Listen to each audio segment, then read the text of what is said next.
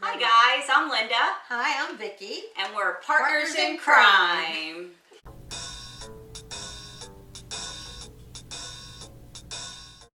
I am on Facebook groups, true crime Facebook groups, and there are some missing children and that sort of thing. So at the end of our videos, I will start posting the Facebook page, the post, and then if anybody has information on that, because a lot of these stories people don't even know about. If they're not in the news, if they're just in your local news, the country or the world won't know about them. So, or if they're older cases like Kyron. True. So, although it was very publicized at the time that occurred. So we want to kind of try to bring to light some of these cases as well, because it's so sad, and if we can help them in any way, we really want to try to do that. So like I said, at the end of our videos, I will put posts from Facebook of missing people, cold cases that they need information on. We also want to do something fun in our videos as well. So because we have wine in front of us every day, I figured we would not every day, every video, I figured we would just review the wines that we have. Today I have an Eidam Pinot Grigio. It's an Italian Pinot Grigio. This is my favorite. So check it out. It is very good. Really good. So we can highly recommend that. And then we'll let you know if we try some that we don't like too much. And I also wanted to show you our glasses. So I don't know if you guys can see it, but it's True Crime and Wine. I had a birthday recently and my husband found these online. So these will be our wine glasses that we drink from. So I just thought that was something fun. It's very cute. And a little housekeeping here. We just wanted to say please subscribe and click on the bell notification and you'll be notified every time we upload a video. Today we're going to focus on Lori's last two husbands. Chad Daybell, who was her fifth husband, is her fifth husband, and Charles Vallow. So we just wanted to touch on some of the history about these two gentlemen, or two men, because I'm sure a lot of people will say he is not a gentleman as far as Chad's concerned. And then just give you some background. I did find some background. This might be information that you already know. Just know that there are people that might be viewing our videos that really have no idea what this is all about. They really don't know much about the case. Most of our viewers will know, but there might be some information that you just didn't hear before. So hopefully we'll have some good information for you. So I'm going to start with Chad. Yes, he is the fifth husband, but I want to give you a little bit of background on him. And then when you have questions, just let me know, Vicki. So I know we've had questions about or comments about timelines and that sort of thing. So I do have some actual dates here. I know in 2015, Chad met Julie Rowe. He became her publisher, and they were pretty, they did become pretty good friends because she would visit Chad and Tammy like every month or so. So they did know each other pretty well. And their daughter Emma, Chad and Tammy's daughter Emma, actually did an audiobook for Julie. So I would say if the child or their daughter's involved, they probably did have a pretty good relationship with her because they did own a publishing company. And and you published 5 of her books, so at the very least they had a very strong business relationship. And there were finances involved in that. So and they did visit Julie did visit them on a regular basis. In July of 2015, Chad and Tammy and the kids moved to Rexburg. They bought the house they lived in now. So that's when they moved to Rexburg in July of 2015. In the summer of 2017, Chad met Melanie Gibb at a camp out in northern Utah. Chad wrote a foreword in Melanie's book. So that's when they met. June of 2018, Chad spoke in Mesa, Arizona at a Melanie Gibbs request, she arranged the engagement and asked Chad to speak there. And we do know that Melanie and Lori were friends at that time as well. Okay, so September 2018, Preparing a People, which is this cult, or, you know, this group, they had a podcast, Glimpses Through the Veil, that Chad was actually a part of with Melanie Gibb. Then in January 2019, there was another podcast called Time to Warrior Up. And this was a podcast with Jason Mao, Melanie Gibb, and Lori Vallow. And I believe Chad Daybell was a guest speaker with that podcast. We haven't heard that. We do hear Melanie, Jason, and Lori, but we haven't heard the piece that Chad's in. Okay? February of 2019, Chad was asked to do a speaking engagement in Salt Lake City at the Salt Lake City Community Conference, or community, yeah, I think it was a community conference. The guest list was Jason Mao, Melanie Gibb, David Warwick, who we heard about being Melanie Gibb's boyfriend. Oh, that's right. So he actually was in this group a lot earlier than they let on. And then this, and I have to look into this Sean Little Bear, because he was also a big person in this group. There's probably a lot more people in the group that, you know, we but these don't seem like the heads and the people that people listen to and follow. Mm-hmm. Well, Chad actually had to cancel this engagement. He said it was due to a family emergency. But at this point, he knew Lori. So was it a family emergency, or was he just trying to coordinate things with Lori, or, you know, get the relationship going? We just don't know. But he did cancel an engagement, a speaking engagement, and it is very strange because these people are so into this. Early on, Tammy and the kids used to go to all of these speaking engagements. They kind of made it into like a family vacation. So after 2009, well, in the beginning of 2019, they would stop seeing Tammy and the kids at these engagements. So Chad would go by himself. Wonder why. I guess because Lori was there. They were all part of the Latter-day Saints church. Right. So they all knew each other, basically. Well, I don't know if they knew each other. No, because Lori and Melanie met in Arizona. Okay. So they were in the LDS church in Arizona. Chad was always in, well, he was in Utah, and then he moved to Idaho, because before they moved into Rexburg, they lived in Utah. So I don't know if he actually knew them until the summer of 2017, when he met Melanie Gibb, and that's when that whole cruise started. Right.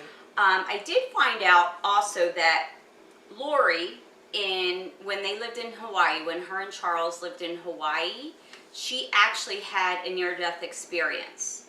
And that's when she started reading all these books. Charles said she would read over and over again and listen to podcasts. So that's what got her started into really delving into this type of, I don't know, cult or belief system. Well, they don't like to call it a cult because there's a negative connotation to that. To that word. Yeah.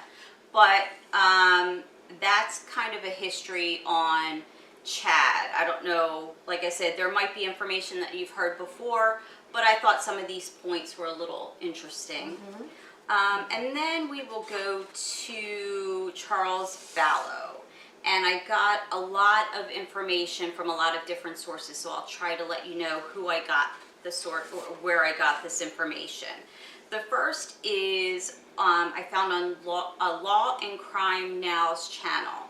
And Charles, when Lori was, in a custody battle with Tylee's father, Joe, and this just gives you an idea as to how Charles was really taken with Lori and blinded by love for her, and the things that he did, he might not have done if she didn't, get him to do these things.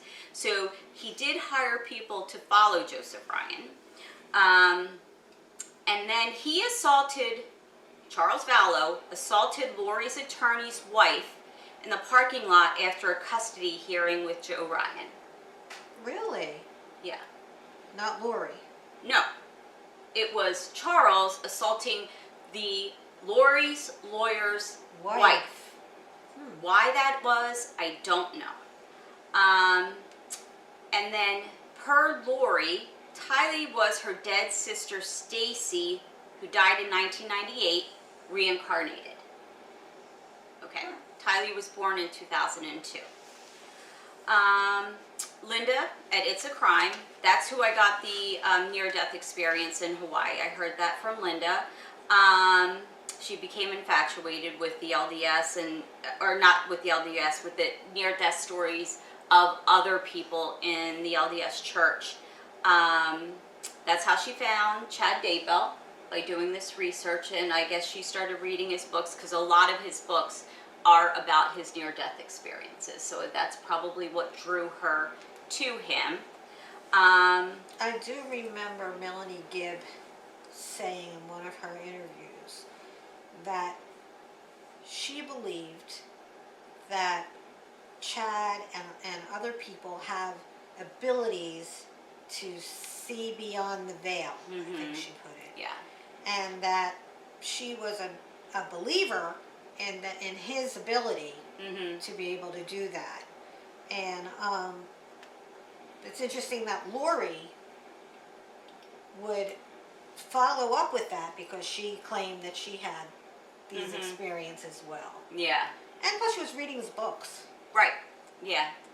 So she wanted to learn as much as she could about that. So I do have some information on, and this is from Wicked Truths and F-Bombs. That's another channel. And they did have court documents about Charles and his first wife's custody battles and that sort of thing.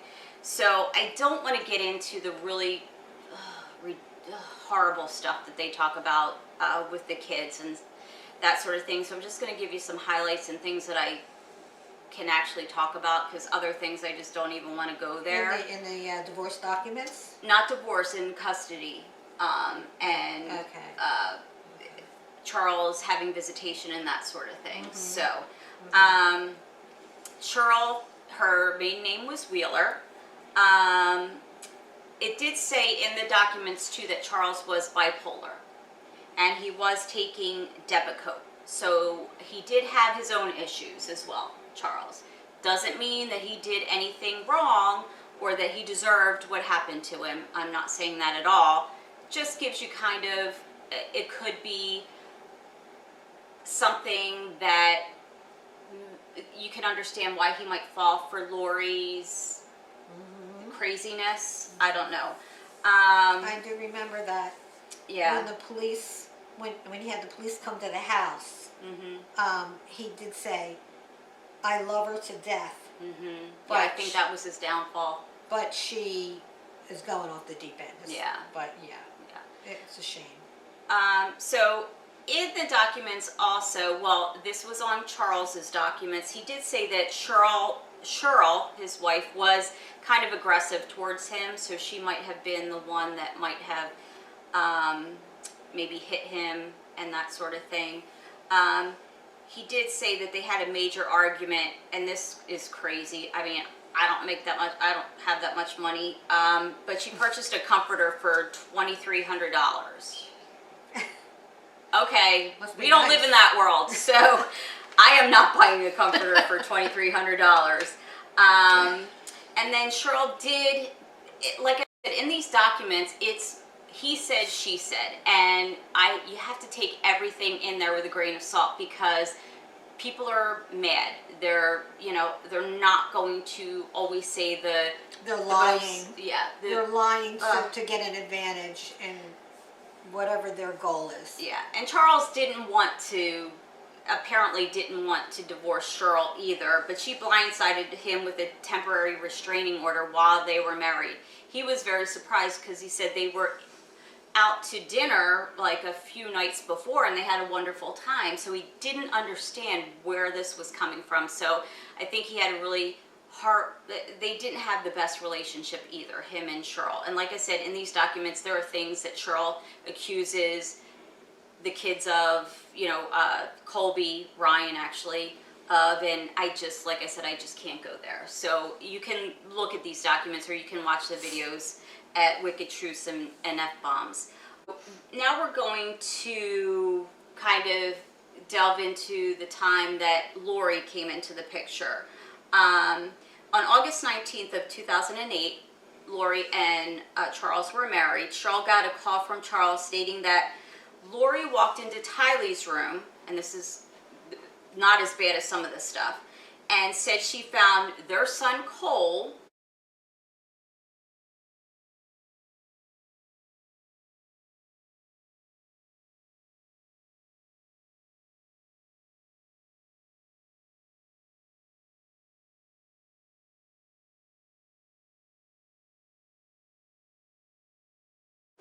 Okay, Cole, I don't know how old he is. I tried to find how old he is now. He might have been at the most 10 years old. I highly doubt that ever happened, but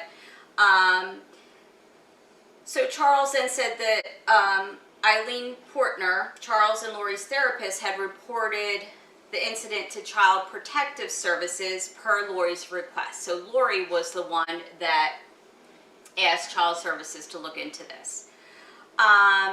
Lori told them in these documents that she stays in Tylee's bedroom until she falls asleep, but that night Lori and Charles wanted Cole to sleep in the room with Tylee. Why? Lori thought it was cute, and Charles says, Lori thought it was cute and we were happy. Okay, this sounds like a setup to me, to a little boy trying to say that he's doing something to her daughter. I mean, I'm sorry, with her history, right? That's why I can only say so much from these documents. Cole, the boy, said Lori and his dad asked him to sleep in Tylee's room with her. He fell asleep in the beanbag chair. Next thing he knows, Lori's waking him up and tells him to go into his own room. Okay, so this kid doesn't know anything about it. And then they never said anything to him. So if he did something so wrong, wouldn't you have walked in the room and yelled at him and said, what are you doing? So again, with her history, oh God, I just think this kind of stuff is disgusting when it comes to kids. Why would you even say anything like this happened? So, and I'm sure the Child Protective Services must have interviewed the kids. I think in the documents they did say they did not see anything, because Colby was accused of doing stuff to their sons. So, these people are just, horrible. And now I have information there was an old interview that Kay and Larry Woodcock did with Gray Hughes. This was in February of 2020, before they knew where the kids were. Mm-hmm. Okay. Charles and Lori had JJ since he was 9 months old. Charles did say, and we said this on the other video, his lawyer said this as well. He told Kay and Larry that if anything happens to him, it's because of Alex, Lori, or Alex and Lori. Mm-hmm. So, we know what happened to him. One thing about that incident too, I saw a video with the cops, and I never saw this shot before. The cop said, Alex said he went into the room, got his gun, and the cop said, why don't you just stay in the room? Yeah. Like, why would you come back out if this guy was going to beat you with a bat and you could get away and go into your room? Why not just stay in your room? So, again, self-defense is probably not what happened. And there was no big investigation about that. And that's why I said, if you want to get away with murder, that's right. probably the Arizona. In hindsight, though, it probably would have, but at this point, none of this other stuff was known because they were moving different places, different people. Well, they couldn't put everything together. No, I think Charles had previously talked to the police. I think they had come to the house before that day that he was shot. They helped him get into the house because she had left. I don't believe that was this house. I don't know, though. We'll have to take a look at it to see the dates. Okay. I know what you're talking about. Right. I don't know if that was the same time. I Okay. think it was earlier. All right. That happened. And I'm really confused as when you look at that house, I guess she was getting ready to move to Rexburg because there was no furniture in there. Yeah, it was empty. Yeah. So that's why I thought, and I'm probably wrong, that's why I thought that. Well, Charles was away for his job. Right, and when he came back. I don't think he lived there. I think it was a house Lori moved into. I don't know if Charles lived there. I think they were separated, and I think Kay said that they were helping Charles move back to Texas. So at that point, he might have started the move to Texas. And isn't that, and I'm confusing things, and I apologize, but I'm just questioning. Well, there's so much going on, so many dates. Isn't that when he got back from the airport and the truck was gone? I don't believe so. No? That was earlier. Yeah. All right. So I think that's when they were still trying to work things out. Charles did have custody of JJ. Lori gave up custody and Charles had custody of JJ when this happened. So Charles was out working because he would go away for 3 days and then he'd have JJ the other days. So Lori had him. They did have a schedule, so Charles was to go pick up JJ at this point. So she knew he was going to be there. They set him up. Yeah, Alex slept over. Why? You saw there was nothing in the house. Why did Alex sleep over? And he had his own house. Yeah. So why is her brother staying there for the night? Larry and Kay did say that Lori was a devoted mother and that she did seem to really be in love with Charles when they did get married. Charles actually changed his religion for her. He was Catholic and he became LDS for Lori. I guess from Charles talking to Kay and Larry, he said that 3 years after they were married, Lori didn't want to be with Charles or JJ anymore. So he would talk to Larry and it seemed like he fell out of love, or she fell out of love with Charles. But Charles again was blinded by his love for Lori. So, and they were not divorced when Charles was killed. So I believe they were probably separated and working on the divorce. And then by the information that he would, or by the things he would tell Kay and Larry, they did think that Lori was fooling around with someone else, just from the things that Charles would tell them. And Charles was moving to Houston. So I think that's what was going on. Lori was without JJ for 2 months. Charles offered to fly her to Houston to see JJ. So yes, he was living in Houston. JJ lived with him. She took care of him when Charles wasn't in town. Right.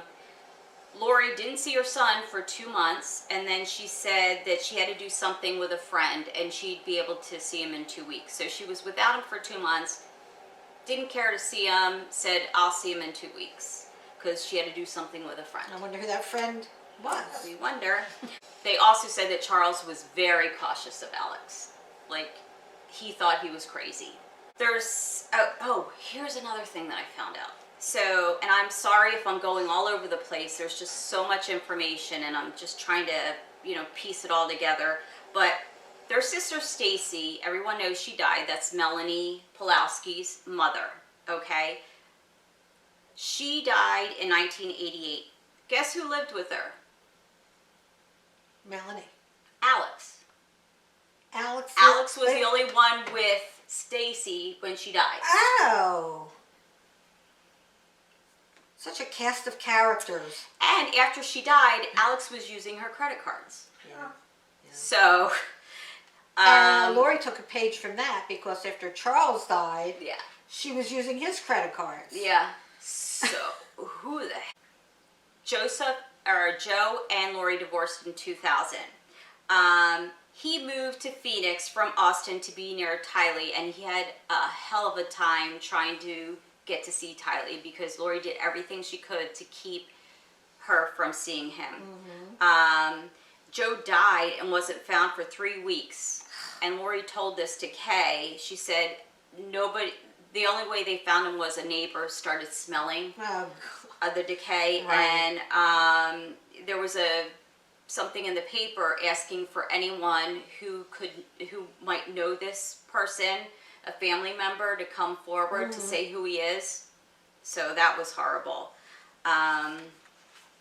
Then another thing that I found out was Charles apparently did everything for Lori's family, and Lori's family would do anything for her. So she would say for them to do something and they would just follow her. Kay said, like little ducks following a mama duck. So she pulled the strings when it came to her family. Charles supported a lot of her family, Kay said. She took over his finances because he wasn't really good with finances, and apparently Charles was paying for 22 lines on cell phones and tablets and all that kind of thing for Lori, her family. And Kay's like, Charles, what are you doing? You're crazy. Why are you, taking care of this for this? And he said, well, they're family. So they kept calling him the cash cow and the golden goose. So I think that's what Charles was to her and her family. Lori told Charles in January of 2019 that she didn't want to have anything to do with JJ anymore. So she did tell him she didn't even want to have JJ anymore. And when Charles did die, Lori wouldn't let JJ go to the celebration of life for Charles. It was, it's just crazy. Here's another thing that I didn't know until now. Tammy's body was exhumed on December 11th of 2019. The next day, Alex died. He died on December 12th of 2019. Wow. So Wow, that's interesting. I didn't know that until now either. So yeah, there was a lot of crazy stuff. Death. Death all around. Yeah. Lori and it's just not coincidental. Yeah. I don't believe that these things are coincidental. And then Nate Eaton did a story on all of this earlier on, and this is Charles's ex-wife Cheryl, and she remembers her first meeting Lori at their son's baseball game and thinking she was a nice woman. We were sitting next to each other and she looked at me and said, "You probably think I'm an idiot because I'm with your ex-husband." Cheryl says, "I found that very funny, but that was the only pleasant moment we ever had in all these years." So after that point, it went downhill. Really? So during child custody hearings, Cheryl says Lori seemed to enjoy being in court and all the drama surrounding it. Like, she just loved that kind of stuff and all the attention. Lori was also in a custody battle with Joseph Ryan, and it was so intertwined that the judge combined our cases all together in the courtroom. So Cheryl and Charles, and then Joe and Lori. Cheryl recalls, "It was quite odd, but she loved it. That's when I learned she doesn't do what she's told to do if she doesn't want to. I saw that a lot in court." So Lori just does what she wants to do, regardless of the law and what people order her to do. Right. After Cheryl and her husband spent thousands of dollars, I'm sure Lori and Charles did, in the custody dispute, they were perplexed when Charles and Lori announced they were moving to Arizona. So after all this time, all this money, they're like, we're just going to go to Arizona. So, again, it's all about the drama and that sort of thing. And whatever Lori could get out of it, I'm sure. Yeah. So there had to be some benefit in it for her. And they also said, again, this is Cheryl talking about, her ex-husband. But hopefully this information was after everything was settled. She was remarried, and maybe this is truthful, and this is not just stuff she's making up. Despite the move, Charles' sons continued to spend summers with Charles and Lori. But the circumstances were unusual, she said. The way they would describe it is that their dad would go away for work, and then Lori would leave. Just leave the kids, and she never had a job. So, well, other than being a hairdresser before they married, but she would leave and go with her family and do other things. So I guess the kids were just left on their own. It's just the kind of person. It kind of sheds light on Lori and Charles. It just seems like she could tell him to do whatever, and he would just do it regardless of, you know, he probably knew in the back of his mind that this is just not good, this isn't good, and he's having, you know, his brother-in-law tell him this isn't good, you got to get away from her, and it just... Well, and he did tell his lawyer. Yes. That if anything happened to him, it was Lori, Alex, or the two of them, right, that would be responsible. She's just so unfeeling. Yeah, it's all about her, and it's a shame. Yeah. You know, so many people suffered because of her, and we are less than a week to the end of the world, just so you know. So, that's right. That's Should have right. been going already. So that's my mom. So, say hi to Florence. she's watching us and chiming in. So, again, we are going to do a new segment on our videos where we will post some Facebook post of missing children or cold cases, just to put that out there. Like I said, sometimes people, it's not in the news, and there's so much out there, and hopefully we can help out in some way. Somebody will see something and notify us or authorities. So we're going to start that. And please, you know, as if there's something you would like us to delve into, please comment, and we will look into that one for you, because we certainly don't know all these cases that are out there. So yeah, it's so horrible that there are channels like ours out there. It's just the way of the world, unfortunately. Unfortunately, yes. Yeah. But hopefully I wasn't too scattered as far as the information I was giving you. I just found all this information. Like I said, it might be old information, but there might be some new viewers that aren't really that familiar with this case. Right, and a lot of that is new to me. So it's probably new to a lot of people that are listening. Yeah, and some of our viewers commented that we are late to the game when it comes to this story. So there might be information that just wasn't put out there previously. So hopefully we have some new stuff for you. As always, thank you so much. We really appreciate you. And till next time. Thank you. Bye. Bye-bye.